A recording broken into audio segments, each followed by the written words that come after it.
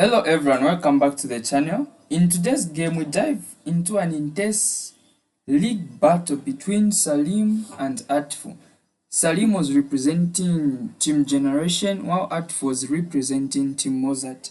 So we're going to see how both players use the chess principles to understand the game and to command each species throughout the game. So what starts as a calm Bishop Fianeto brings up an intense battle between the two chess minds and the clash of opening preparations.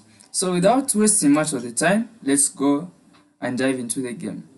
So the game features the Bishop Fianeto. So Bishop Fianeto, I mean this, which starts with G3. So let's start. So G3 came on the board, C5, Bishop G2, the Bishop Fianeto, Knight C6, E4.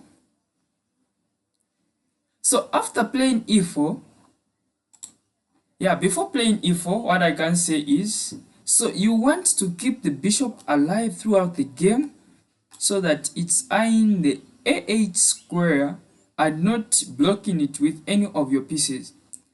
So another option, instead of playing E4, was playing C4. So now notice the difference. If C4 is played, the bishop stays alive. The knights can come to F3 or to E2 after you have pushed the pawn. But in the game, E4 was played, G6 came on the board. So Artful was saying, if you can make a powerful bishop on G2, I can do the same. And he played G6, Knight C3, Bishop G5. Knight G to E2. So Knight G to E2, same procedure has been followed. But the difference is the E pawn is not on G3, but rather on E4. So Artful continued with Knight to F6, developing and attacking the piece, but for the moment it is defended. D3. E6 came on the board, short castle was played, King H1. So King H1 was a bit slow, as I can put it. So better was just to play maybe playing F4. F4 was a bit faster. So F4, you start launching an attack on the F file. So in the game, King H1 was played, and we see D5. It takes D5, it takes D5, so an exchange occurred on the D5 square, H3. So H3 was also a bit of inaccuracy. Best was to play Bishop G5. If you get a chance to play Bishop G5, better you play it there and then. But H3 was too slow. So let me show you how the game could have flowed. So after Bishop G5, let's do this. So if Bishop G5 comes on the board, so the best move that the fish recommends is playing Queen D6. And after that, you can chop this out after Bishop captures back and you play this. So if the Bishop tries to capture this, you always have this. That's the key idea. But in the game, H3 was played, and after playing H3, Bishop E6. So at this point, you can notice that white's pieces are like in the starting squares and have not moved very much. So again, an opportunity to equalize the game came of you playing Knight to F4. But it was not played in the game. Let's see what was played. King H2. So King H2 came on the board, which was a bit slow also. Either playing Knight to F4 or playing the immediate F4. So whenever you have a chance to stop the pushing of this pawn, I recommend you doing so. Because at this point you notice that our perfect move cannot be executed if we are looking in the perspective of white, due to the pawn and the knight covering this b4 square. So in the game, king h2 was played and rook c8. So Artful was like done with the development and he was ready to attack. So f4 came on the board, d4. So d4 was trying to open this long diagonal for black pieces to launch an attack. If you can notice, the bishop, the queen, and even this rook are very inactive, which can cost black a game. So knight e4, jumping and centralizing the knight, a good move.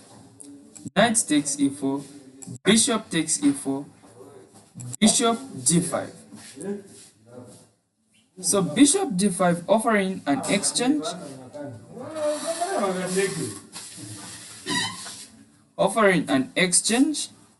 So bishop takes d5 was played, queen takes d5,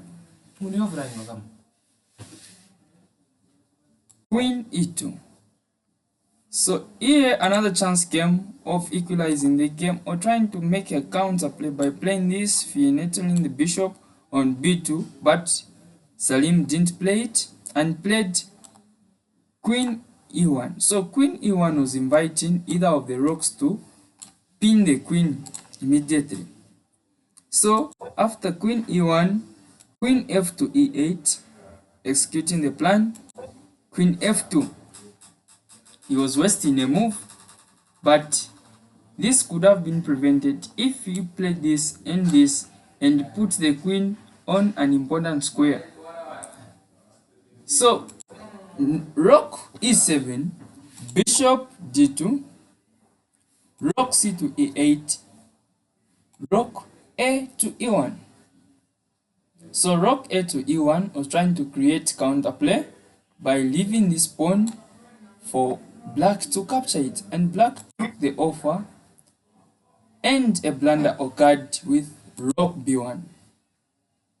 And Artful immediately after playing this, after Salim played this move, took no time and took on e2. King g2. So at this point, even the evaluation bar has shifted that black is completely winning. So let's see what happened. Move behind. So we noticed that moving the rook here was a blunder. Best was just to push the pawn to f5 and continue the game. Some captures can occur, or even threatening the fork. If this captures, at least you have a bit of counterplay that you can exploit the position. But he played rook to b1, rook takes e2, king g2. So king g2, rook takes f2 check, king takes f2, knight b4, bishop takes b4, c takes b4. At this point, the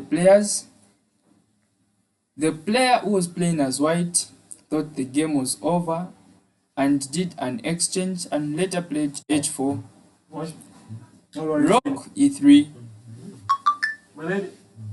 rook f to c1, queen d5, king g1, and rook takes g3. And it was in this position that Salim Traore resigned the game. Don't forget to like and subscribe for more. Thank you.